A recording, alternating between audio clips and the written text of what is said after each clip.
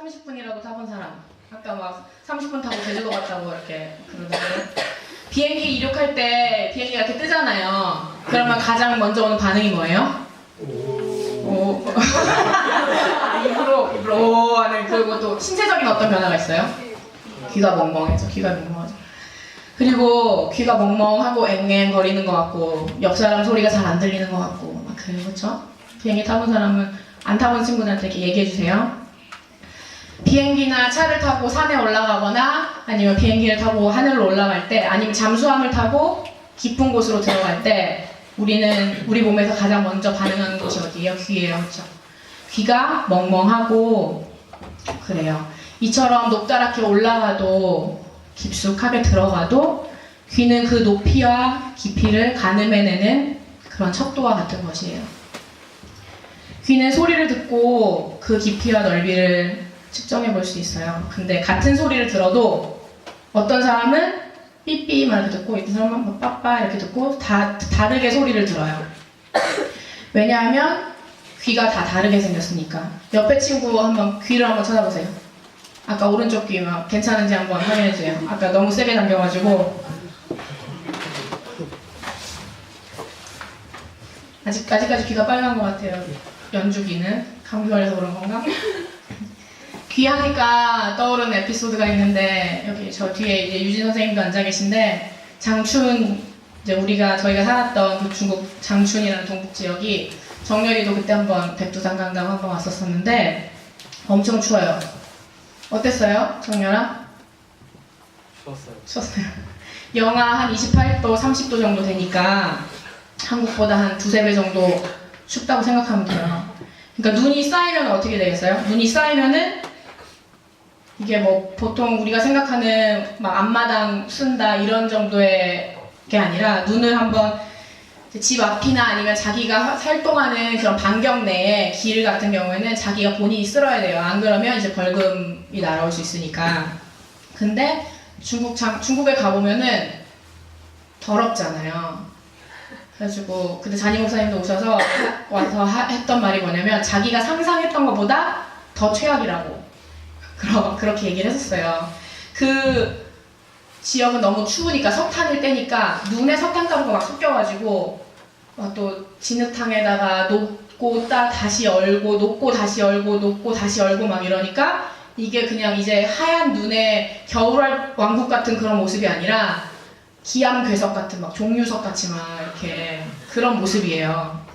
이쯤 되면은 이제 뭐 앞마당을 쓸러 나가도 이거 뭐 빗자루로 쓸어도 안 되는 그런 거예요. 눈을 깨가지고 막 퍼서 나르고 거의 뭐 포크레인 수준으로 삽 하나 들고 막 일을 해야 되는 거예요. 근데 제가 중학교 때니까 지금 중1 누구예요? 중1 저만 했을 때 좀 중학교 1학년이니까 몸집도 작고 그러잖아요. 근데 생각해보면 저는 그때부터 몸집이 좀 컸던 것 같아요. 그래서 학교 앞에 이제 눈을 치워야 되니까 전교생이 나가, 저는 2,500명 됐었거든요. 우리 학교 이제 전교생이 2,500명 정도 됐었는데, 이제 앞에 나가가지고 막 작업을 하는데, 한 5시간, 6시간 계속 눈을 깨고 막 퍼서 나르고, 계속 퍼서 나르고, 그러고 나서 너무 추워가지고, 교실에 들어가서 난로를 막 쬐는 거예요. 그러니까 어떻게 되겠어요? 막 추웠다가 갑자기 막 뜨거워지니까, 그 다음날 애들 귀를 보니까 다 원숭이가 된 거야. 귀가 다 퉁퉁 부어가지고 귀가 다 이렇게 앞에서 봐도 귓바퀴가 다 보일 정도로 이렇게 퉁퉁 부은 거예요. 그래가지고 다음 주간이 중간고사 기간이었는데 애들이 다 병원에 입원해가지고 중간고사가 취소되는 그런 일도 있었어요. 그 유학하면은 어떤 생각 떠올라요? 유학 가고 싶은 친구가 있나요? 여기에도? 저희 정지혜 선생님이 이제 대학교를 다녀보니까 교환학생 이런 거 생각도 하고 그렇죠. 유학하면 어떤 생각이 떠올라요? 정말 지금도 학생들에게는 또 저에게도 그랬었고 뭔가 새로운 것이 펼쳐지고 각국에서 온 외국 학생들하고 막 어울리면서 잔디밭에서 막 일광욕하고 다른 나라와 문화와 언어를 배우고 또 학업이 끝나면 뭔가 인생이 달라질 것 같고 그런 꿈이 있어요. 유학에 대한 꿈이. 근데 제가 유학 생활을 해보니까 지금 보니까 제가 한 9년 정도 했더라고요. 한 10년 정도를 이제 외국에서 살았는데 유학생으로 살았으니까 내가 유학생들의 생활을 너무 잘 알 거 아니에요. 외국에서의 이제 학생들의 생활이 어떠한지. 그 친구들은 뭐 저도 포함하는 그런 유학생들의 그러한 기본적인 생각이 뭐냐면 동거는 기본이에요. 왜냐하면은 너무 비싸니까 아니면 조금 아껴가지고 더 맛있는 거 사 먹고 싶으니까 그냥 남녀가 같이 살고 그 집에서는 뭐 얘기 안 하고 그리고 뭐 술과 유흥에 빠져서 살아가고 쾌락을 즐기면서 맘대로 살아가요. 왜냐하면 보는 사람이 없으니까. 한국에 있을 때는 부모님이 가르치시고 통금 시간 있고 하지만 거기 나가면 맘대로 살 수 있으니까. 당장 누가 와서 막 제지하지도 않으니까. 그리고 모든 판단의 기준이 자기한테로 오잖아요. 그러니까 자기 맘대로 살아가는 거예요. 그래서 부모님을 돈 대주는 뭐 기계 정도로밖에 생각 안 하고 5년이 지나도 그 나라 언어를 제대로 마스터하지도 못하고 살아가는 것이 정말 95% 이상의 유학생들의 생활이에요. 그리고 저는 옆에 친구들 중에서도 졸업 못하는 친구들도 되게 수두룩하게 많이 봤었어요.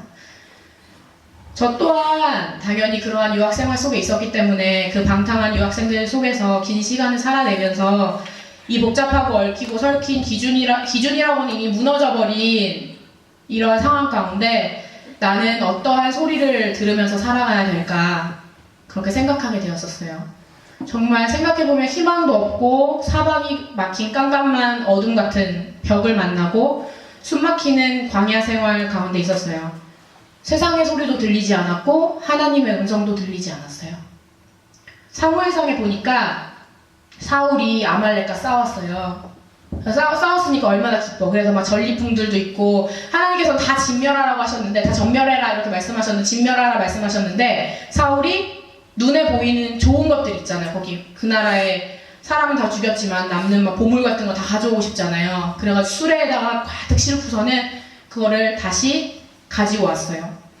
사울의 귀에 들리는 그 수레의 소리는 엄청 즐거운 소리예요. 승전의 소리였고 전쟁에서 이긴 기쁨의 소리였고 즐거움의 소리였는데 하나님의 귀에 들린 그 사울 수레의 소리는 어떠했냐면 비명의 소리 같았고 죽음의 소리 같았어요.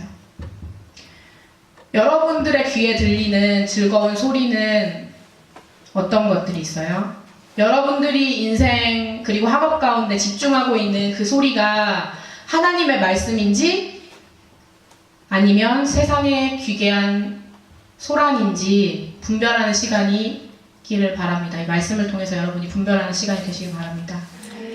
우리는 세상의 소리를 너무 많이 듣고 살아갑니다. 90년대부터 지금까지 청소년들이나 청년들이나 할 거 없이 가지고 다니는 꼭 하나의 필수품이 있어요. 뭘까요? 핸드폰? 또? 뭐 여러 가지가 있겠는데 90년대부터 여러분은 90년대 후반에 태어났나요? 2000년대인가요? 놀랍구나. 90년대부터 지금까지 쭉 있었던 거는 이어폰이에요. 뭐 8090, 뭐 7080, 뭐 했던 그런 음악들을 항상 귀에다 꽂고 귀에다 듣고 항상 살아왔어요. 보면은 뭐 버스 안에서나 지하철 안에서나 뭐 핸드폰 하지만 뭐 들으려면 당연히 이어폰을 먼저 꽂아야 되니까.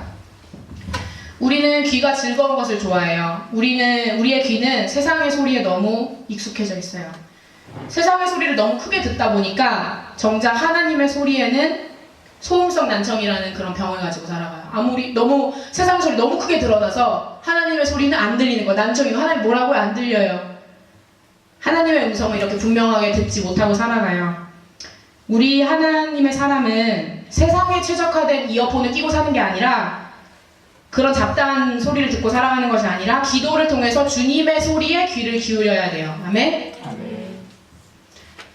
아까 유학생활 잠깐 얘기했었는데 유학생활 중에 주변에 모든 친구들이 자신의 귀에 즐거운 것에 따라서 각자 들리는 소리에 따라 왜냐하면 각자 들리는 소리가 다 다르니까 자기만의 인생관을 정립하고 가치관을 정립하고 죄를 지어도 모르면서 희희낙낙 살아갈 때 제가 붙들 것은 뭐였냐면 성경이었어요. 성경밖에 없었어요. 부모님도 멀리 계시고 뭐 누구 물어볼 사람도 없고 그러니까 성경밖에 없었어요. 그냥 이것만이 나의 살 길이다. 나의 모든 상황을 아시는 분은 예수님밖에 안 계시니까 그럼 예수님의 말씀을 들어야 되는데 예수님의 말씀이 다 기록되어 있잖아요. 하나님의 말씀이 다 기록되어 있잖아요. 그럼 성경을 붙잡아야 되겠다. 그것만 붙들었어요. 그래서 나의 가치관과 인생관은 무엇인지 주변 사람들을 보니까 그 사람 안에는 완벽한 기준이 없는 거야. 선배들을 봐도 기준이 흔들리면서 살아가는 거예요. 그리고 본인의 목소리도 제대로 못 들고 살아. 예전에 제가 어렸을 때 막 녹음기 되게 좋아했어요. 녹음기에다가 내 목소리를 녹음해서 들어보니까 내가 아니야. 그런 경험 다 있죠. 목소리 들어보니까 내가 아니야. 그러니까 우리는 정말 자기의 목소리조차 제대로 알지 못하고 살아가는 것이 우리의 인생이에요.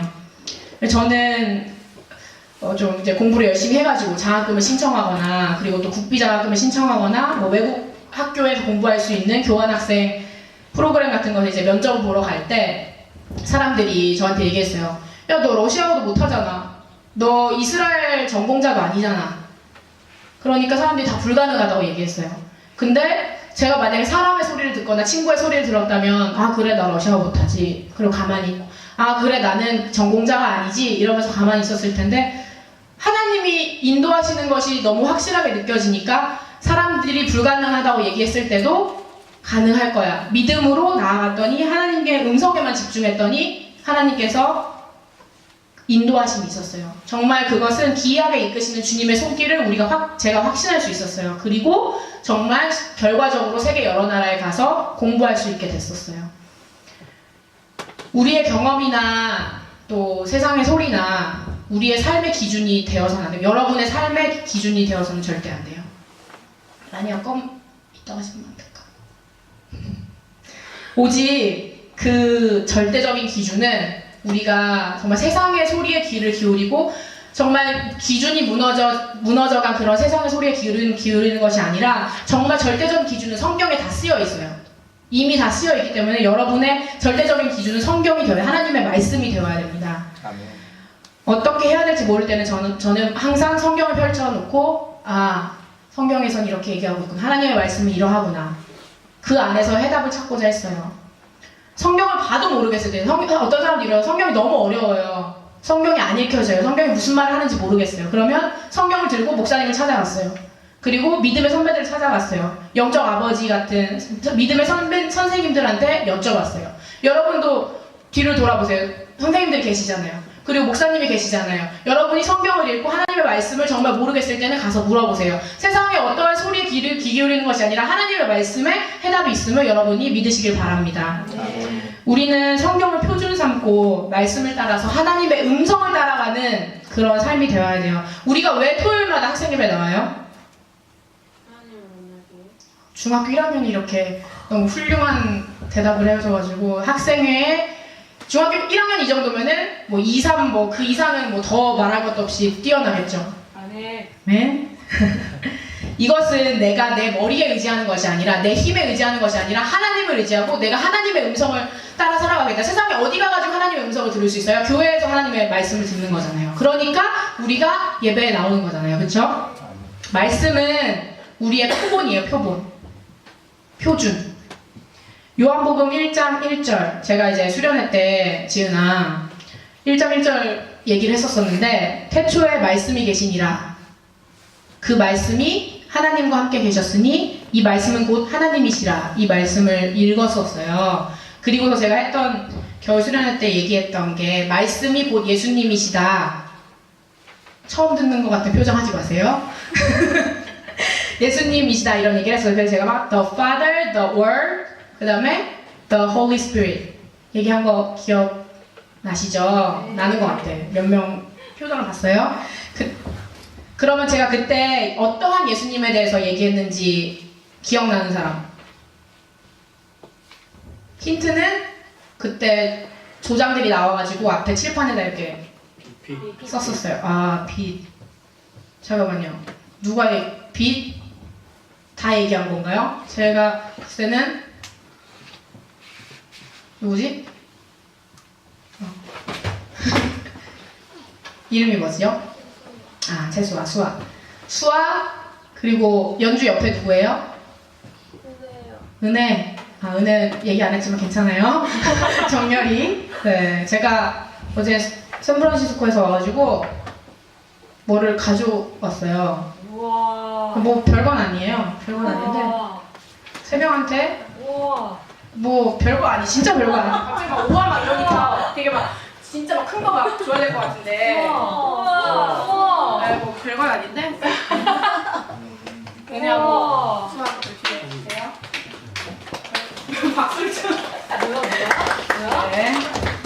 빛에 대해서 얘기를 했었어요. 그 오르라는 기억나죠? 예수님에 대해 그때 이어졌던 게 오르. 이거 기억나죠? 알렙 와 프레시. 네, 다 입모양으로 따라오셨어요. 우리는 빛 대신 예수님, 빛이 되신 예수님에 대해서 이렇게 말했었어요. 근데 우리는 빛 대신 그분을 봐요. 그리고 사람들은 우리 안에 있는 그 빛 대신 예수님을 봐요.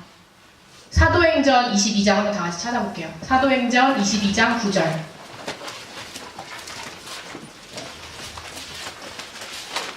먼저 찾은 사람은 한번 읽어주세요. 사도행전 22장 9절.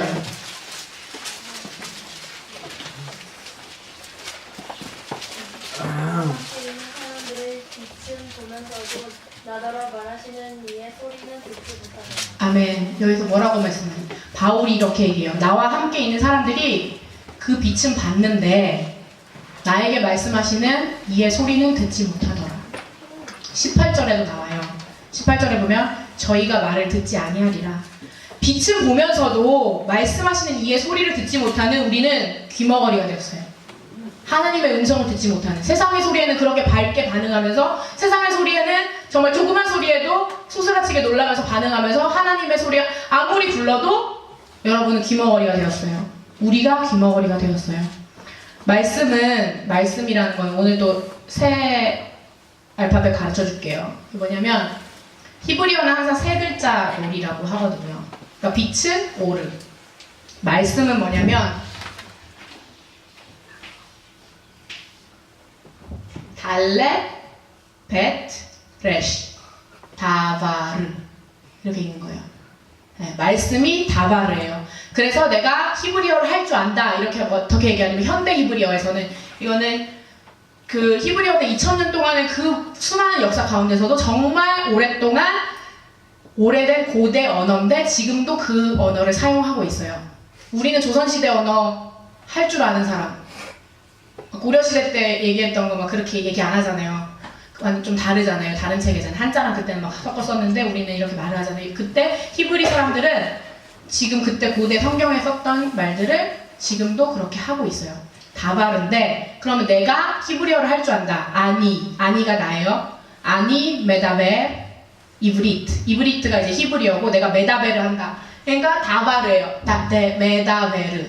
알겠죠? 다바르. 이제 다바르가 이제 말씀이라는 뜻인데 그것은 부르신다, 말한다, 귀에 들리는 소리라는 거예요. 말씀은 귀에 살아서 움직이는 그러한 말씀, 운동력 있는 말씀이라는 거예요. 창세기에 보면 제가 다바르를 한번 찾아봤어요. 그래서 아브라함이 본토 친척 아비집 하란을 떠날 때 아브라함이 떠나잖아요, 그렇죠? 그때 창세기 12장 4절에 보면 여호와의 말씀을 쫓아갔대요. 아브라함이 여호와의 말씀을 쫓아갔다. 그때 말씀 다바르예요.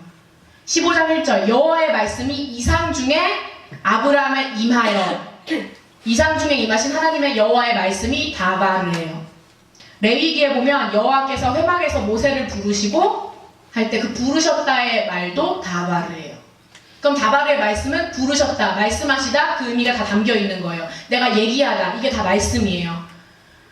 오늘 이제 제가 어제 왔잖아요. 샌프란시스코에 이제 어제 밤에 왔어요. 밤에 이제 도착을 해가지고 금요 예배를 마치고 오늘 이제 토요일인데 학생부에 대해서 많이 묵상했어요. 잔이 목사님도 그렇고 저도 그렇고 주민교회 학생부에 대해서 되게 많은 관심을 가지고 항상 생각하고 있어요.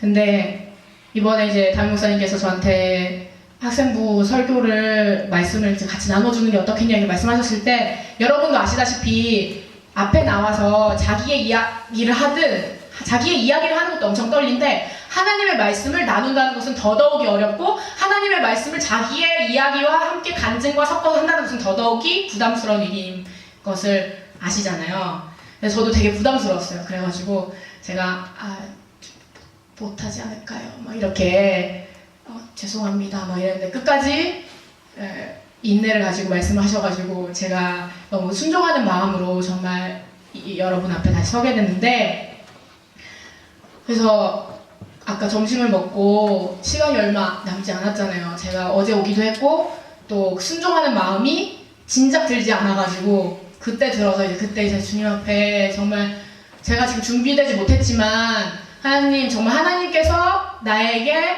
하나님의 말씀을 나누라고 하신 것이면 그 나눌 말씀이 무엇인지도 하나님께서 가르쳐 달라고 하고 그 자리에서 무릎을 꿇었어요. 무릎을 꿇고 정말 주님, 제가 이 아이들과 무엇을, 학생분들과 어떠한 말씀을 나누기 원하십니까? 이렇게 하나님께 여쭤봤을 때 하나님께서 귀라는 생각을 주시는 거예요. 귀라는 생각을 주시는 거예요. 그래서 그럼 귀는 뭐냐? 그럼 귀는 소리를 듣는 건데 우리가 무슨 소리를 듣고 살아가느냐? 정말 우리는 하루에 우리가 듣기 싫어도 들어야 되는 많은 소리들이 있어요.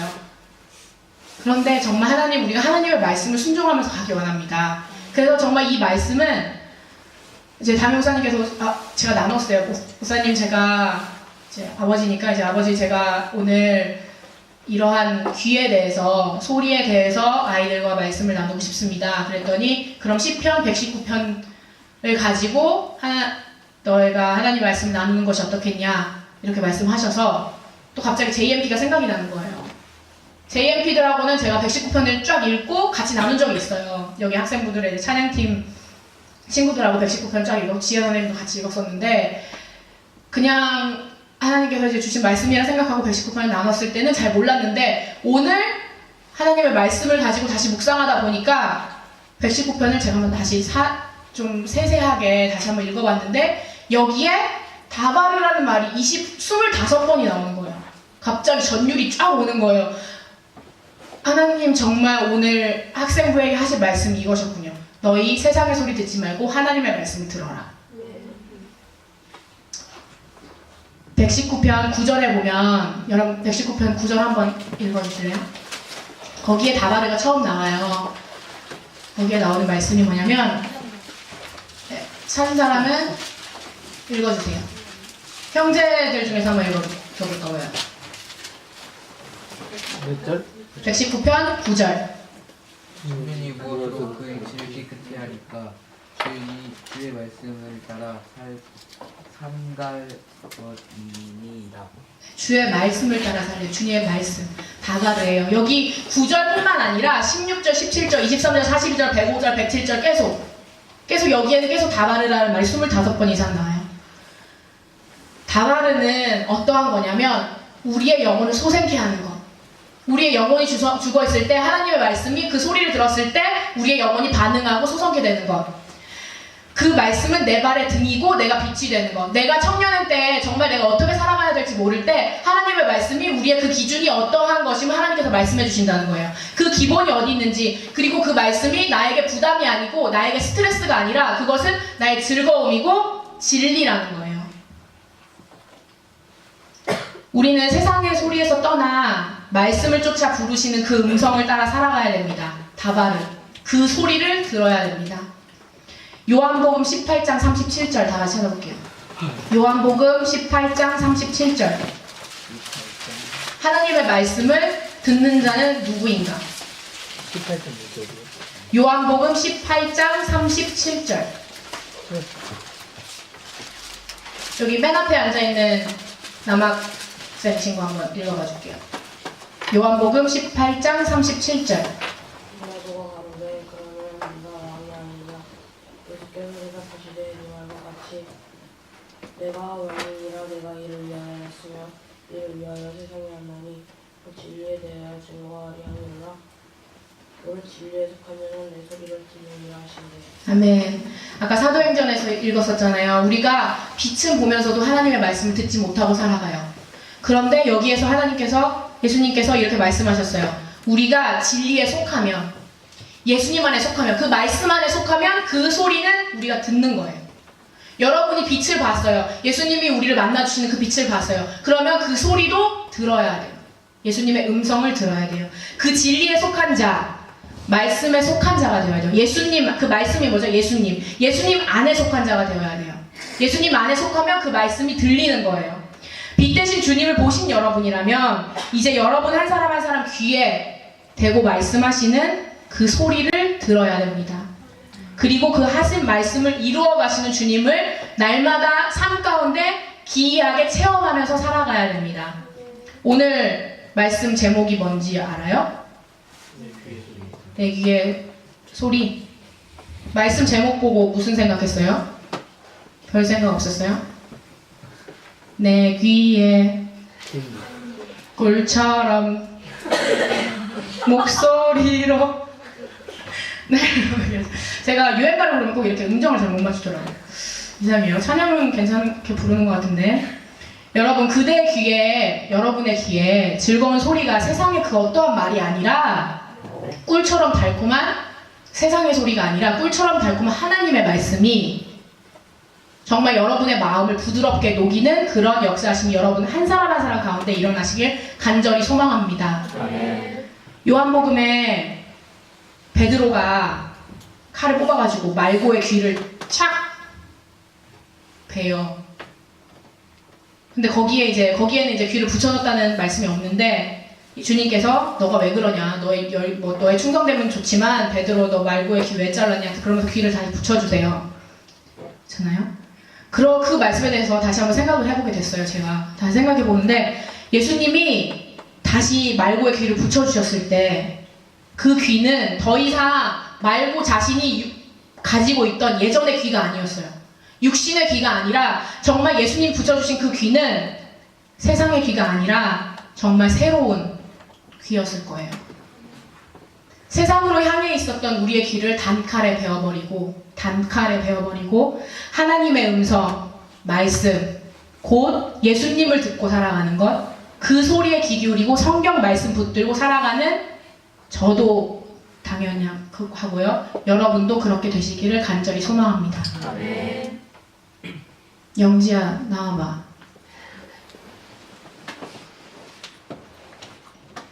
반주해 주시고요. 우리 다 같이 일어나서